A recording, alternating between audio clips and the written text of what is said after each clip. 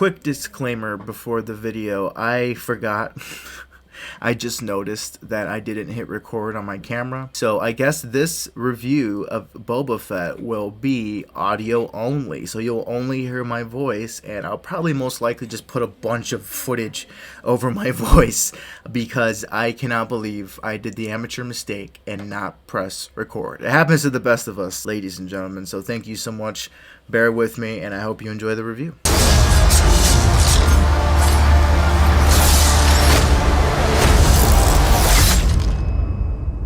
If you had spoken such insolence to Jabba, he'd have fed you to his menagerie. Please, speak freely.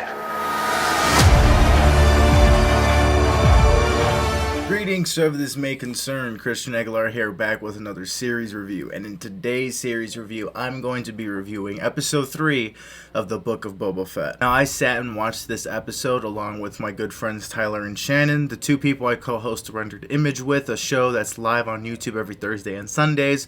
You can actually watch us watch the Book of Boba Fett on our Patreon. Go over to Tyler's channel, link down below, head over to the Patreon so you can see our full commentary for the entire episode. So with me reaching the end of episode 3 of the Book of Boba Fett, I gotta say this show's really fucking good, man. Like, this show, it's pretty grounded to the sense where it knows what story it wants to tell, and it knows how much of it wants to tell at a time. To the general public, the lore of Star Wars might seem very, very hectic and seem like a lot to chew your first time around. You have to take it in bit by bit. But I love how Boba Fett, and it seems like The Mandalorian did this as well, was not afraid to touch upon extended elements from lore and bring them into canon, but also tell like a direct story so more of the general public audience can still follow along. But then you have your Star Wars fanatics that will pinpoint and nitpick and take everything that is from lore, and they can geek out about that. Like, take Black Chrysanthemum, for example. No one knew who the hell this guy was unless you read, like, the Legends comics and you were, like, a huge fan of this specific character.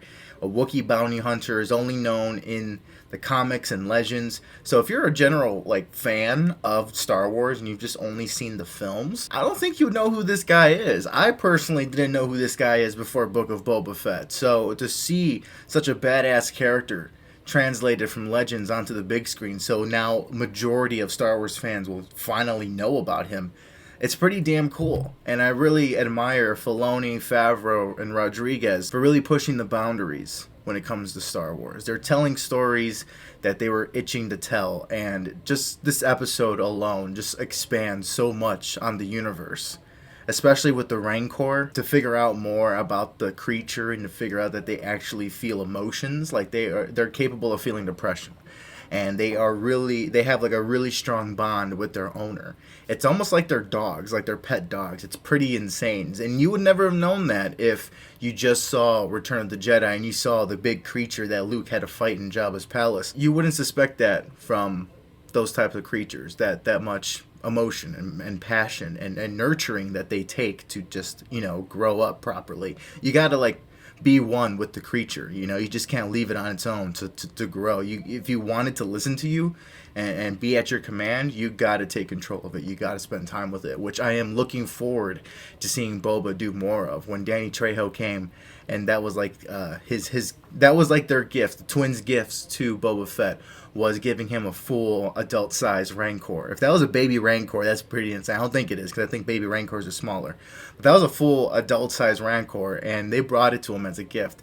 So to see him bond with that is going to be really awesome and really badass. All the effects are looking top-notch. I mean, honestly, you'd think Disney would throw all the money, like they are throwing all the money that they have at these projects, but there's still, like, sometimes in Marvel movies and in other Star Wars movies, things look fake here and there. And I'm like, oh, come on, Disney, you have enough money. Why didn't you just cover that up with more money? Like, you have the money to make things look good. Utilize it, Like, oh, look at all the Pixar movies. Fucking beautiful, right? So I'm glad to see that despite this not being made for the big screen, I like how they're putting as much production value in it as possible. There seems to be a mixture of both practical and CGI, which I just absolutely adore. I love the use of practical effects. If you're able to build things practically and you're able to display them, use it as much as possible, man. Like, again, going back to the Black Chrysanthemum, his costume is flawless. That looks like a real Wookiee. And might I add that whole fight with him picking up Boba from the Bapta tank, that whole fight kind of reminded me of something out of Predator.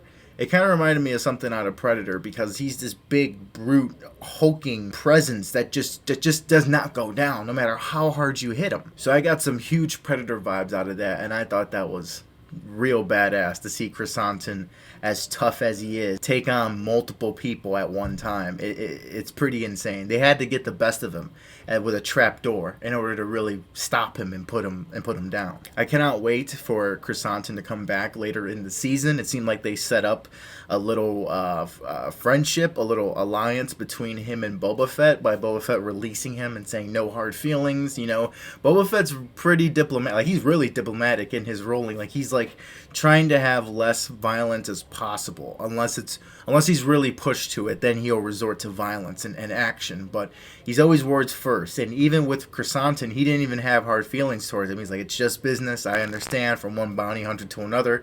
Don't do business with, like the scum type. Know who you're doing business with, so you won't inevitably get sent to your death. I kind of like that little moment that they had. So they're setting up an alliance, and I can't wait to see all these different factions that Boba Fett is coming across finally come together in the end and hopefully help him in battle when he really needs it. I really love the introduction of Sophie Thatcher's character. She appears in that cyberpunk-looking biker gang, which, again, is really, really cool to see implemented in Star Wars. I mean, it's been around for a while, I think since Attack of the Clones.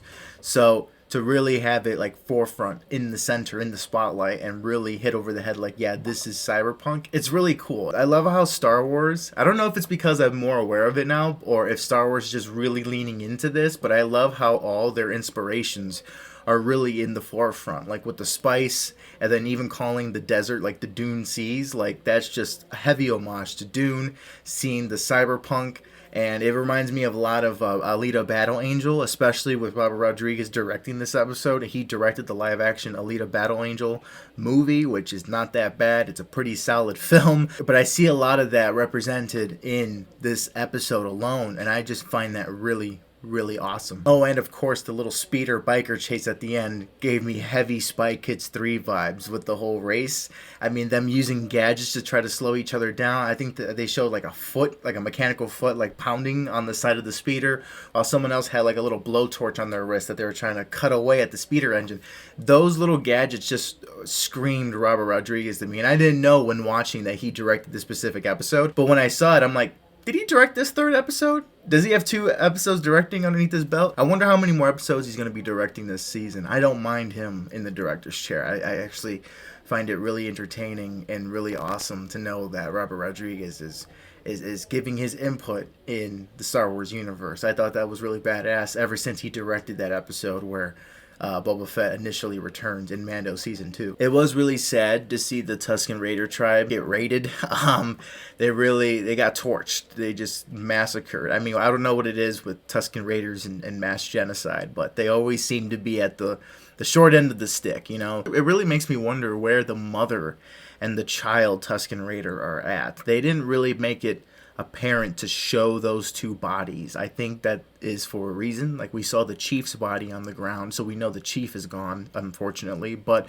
we don't know where his wife or his child's at. They're still, I believe, out there, hopefully.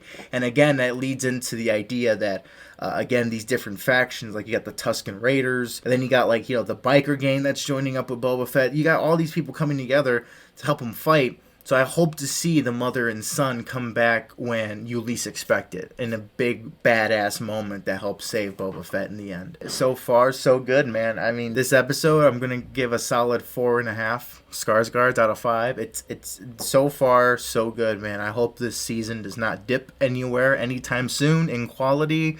I hope it doesn't slow down. It seems the pacing of it seems very, very well. Like, it's paced out very beautifully. There's certain things that come up in each episode that I'm really curious about. I still don't know like really with confidence where this season's gonna go and what it's gonna build up to. So I'm just along for the ride as everyone else out there, and I just cannot wait and see. But so far so good, man. This show is not slowing down, and I just hope it keeps getting better from here. So that is it for today's video. Thank you so much for reaching to the end of it. Have you seen the 3rd episode of Boba Fett? What did you think of it? Let me know down below. As always, please like, share, and subscribe to support this side hobby I am doing. The rendered image every Thursday and Sunday nights, 8:30 p.m. live on YouTube. Link to the channel will be down below in the description. I hope you're all safe and well out there, and I'll see you all in the next one.